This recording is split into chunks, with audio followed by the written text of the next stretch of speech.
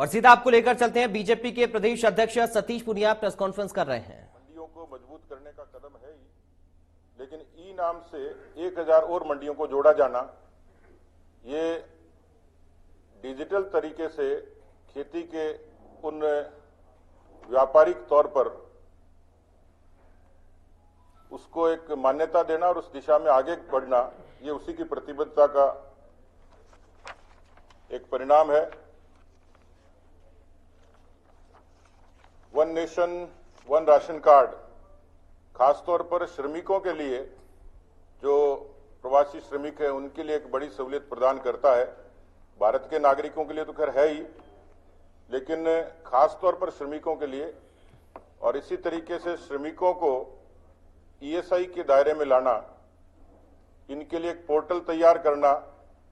खासतौर पर असंगठित क्षेत्र के जो मजदूर हैं उनके लिए, उनके स्किल के लिए, उनके बीमा के लिए, उनकी स्वास्थ्य की सेवाओं के लिए इस पोर्टल का एक विशेष महत्व है कि देश के मजदूरों को, श्रमिकों को एक ऐसा डाटाबेस तैयार होगा जो उनके लिए रोजगार के अलावा उनके अधिकारों की भी रक्षा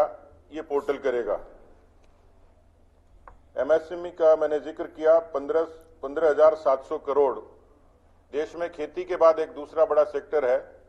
जिसमें 45 लाख ऐसी यूनिट्स हैं जो 11 करोड़ लोगों को सीधे सीधे रोजगार देती हैं। हालांकि इस कोरोना के कालखंड में एमएसएमई पर उसका प्रभाव हुआ और लगभग 9% रोजगार एमएसएमई में कम हुए, पर एमएसएमई खेती के बाद एक दूसरा बड़ा सेक्टर है जो रोजगार सृजन की दृष्टि से भारत के नौजवानों को अवसर देता है, और इसलिए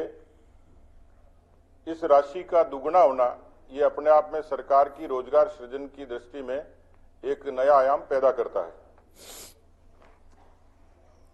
100 नए सैनिक स्कूल एक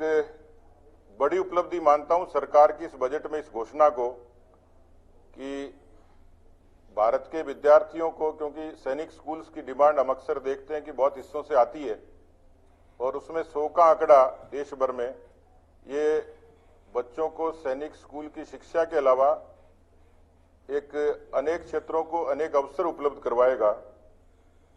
लेकिन जिस फैसले पर सबकी नजर थी, और हम लोगों ने देखा होगा कि लोकसभा की बहस के दौरान देश में कई तरीके की चीजों की चर्चा होती है,